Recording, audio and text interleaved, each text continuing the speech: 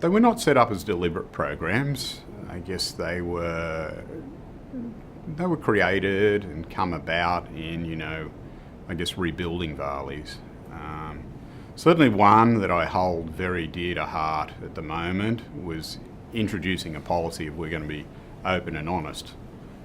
And at the time, there was some bad news, There was some bad news within the company. There was some bad news we had to go and tell customers too.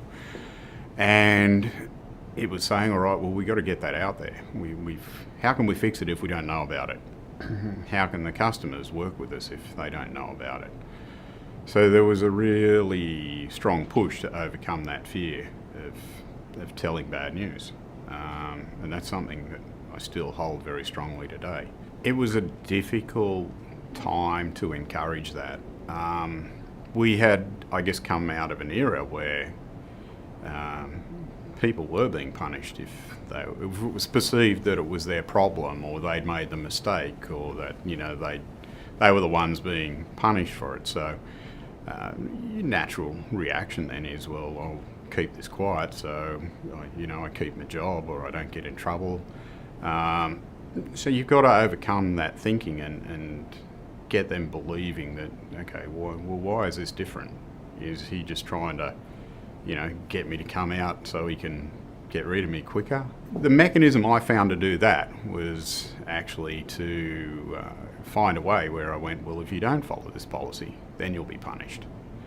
So I guess, we had to act on that, if you deliberately went against what I was trying to do, then you'd be punished. And it didn't take long where people worked out that once you did come forward and we then worked on solving the problem, and everybody went away happier. The other one, I suppose, was, the modern term would be empowerment of your people. But it was about letting people have a say in, what we're going to do. How do we solve a problem? Where should we go in the future? You've got to realise that these people work in particular positions in the company or they're working closely with the customer. So their knowledge is more intimate than mine will ever be. So I've got to listen to what they've got to say. And then getting these people to be comfortable in coming forward and, expressing their views and not worrying about any pushback against them or a feeling that, they're going to be ignored, but finding that right environment where everybody sort of gets in and has a say or talks up when they think things aren't right, but it's also appreciating that they've had a say. It's not always going to be followed. We all decide on what way we're going to go forward, and ultimately that comes back and rests with me. So I guess most people have the ability there to, to empower their own job. And, I found one of the greatest things is being able to get job satisfaction. So being able to feel like you've made a difference and that you make an impact there, and we've created an environment where that occurs. So one of the key things I did at the time was, I didn't look at it as though,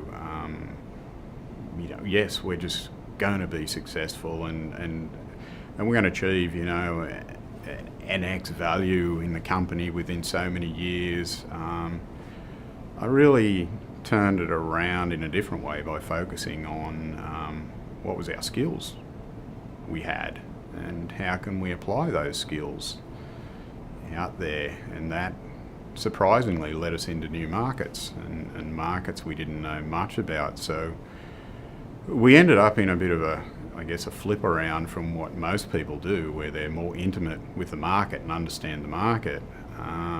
We ended up in some markets we didn't understand, but with trying to apply skills we really did know and understand. So we never entered those from a point of view of saying we're going to be this in the marketplace, or we're going to have this much success, or this is our but we entered them going that we've got something to offer this market, so let's just offer it and probably in some respects see where it takes us.